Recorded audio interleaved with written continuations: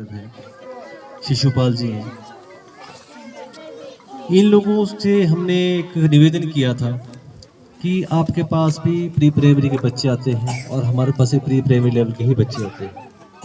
क्यों ना हम संयुक्त रूप से अपने बच्चों को आपके साथ इन्वॉल्व करके आपकी और हमारी जो शक्तियां हैं, जो हम करना चाहते हैं, बच्चों को नियमित रूप से जैसे स्कूल में आए, वो हमारी एनरोलमेंट जो है स्कूलों की बढ़े। क्योंकि पर्पस क्या है, जो समर कैंप मेला है इसका पर्पस भी यही है कि हमने सबसे पहले तो समर कैंप में ये जो बच्चे हैं इनकी एनरोलमेंट आंगनवाड़ी स्कूलों में और जहाँ प्री प्राइमरी स्कूल्स हैं वहाँ प्री प्राइमरी स्कूल्स में इनकी एनरोलमेंट करवानी। हम चकाचौंध में रहते हैं प्राइवेट स्कूल्स की, लेकिन कभी कोई प्राइवेट स्कूल का टीचर इस स्कूल में आकर देखे कि किस तरह से एक टीचर इतने बच्चों पे मेहनत करता है। हालांकि स्टाफ की शॉर्टेज भी हमेशा रहती है किसी न किसी स्कूल में, और यहाँ पर जो शिशुपाल सर हैं इन्होंने इसको एक मॉडल स्कूल के रूप में एक तैयार किया है। तो उसके बारे में भी आप लोगों को पेरेंट्स जो आए हुए हैं, जो हमारे प्राइमरी जो आंगनवाड़ी स्तर पे जो पेरेंट्स हैं या फिर प्री प्राइमरी के पेरेंट्स हैं, वो आए, शारीरिक विकास उसकी तरफ ध्यान दें।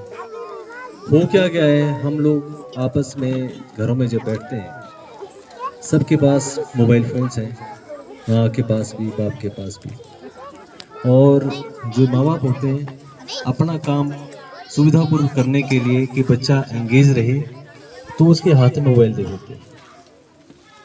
यहाँ पर क्या हो गया, हमारे बच्चे का शारीरिक विकास रुक गया।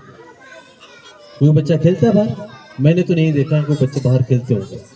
हम जब छोटे थे सड़कों पे रहते थे, खेलते रहते थे, फिजिकल डेवलपमेंट होती रहती थी।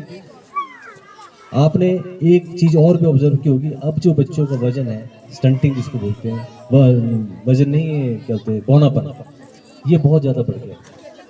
हिमाचल प्रदेश में हमारे स्टंटिंग की समस्या बहुत गहन समस्या हो गई है। बच्चों के छोटे कद होने का कारण भी यही है कि हमारे बच्चे जो हैं वो शारीरिक क्रियाएं कोई नहीं करते, ना खेल करते ना व्यायाम करते, क्योंकि हमने उनको जो सुविधाजनक चीज़ें हैं, मोबाइल्स हैं, टेलीविज़न है, इसके आगे बैठा दिया मैं। और एक तो इनका नुकसान इनका दिमागी रूप से हो रहा है कि इनको अगर जो मोबाइल देखते हैं, कोई फिल्म देखते हैं, वायलेंट मूवीज़ होती हैं, लड़ाई झगड़े वाली होती है, या कार्टून देखते हैं, तो उनका मानसिक विकास नहीं होता। अगर बच्चा वायलेंट चीज़ें देखेगा मोबाइल पे तो उसका वैसी ही नेचर बन जाएगी पूरी उम्र के लिए।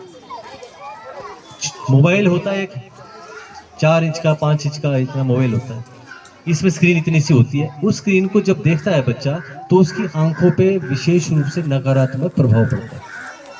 सबसे पहले तो मैं पेरेंट्स से ये अनुरोध करूंगा कि बच्चों को जितना हो सके मोबाइल से दूर रखें, उनका स्क्रीन टाइम बहुत कम करें। चलो हम ये नहीं बोलते कि बिल्कुल बंद कर दो, लेकिन इनको अवॉइड करें कि भी थोड़ी देर का एक टाइम फ्रेम लगाएं कि आधा घंटा मिलेगा, 15 मिनट मिलेगा।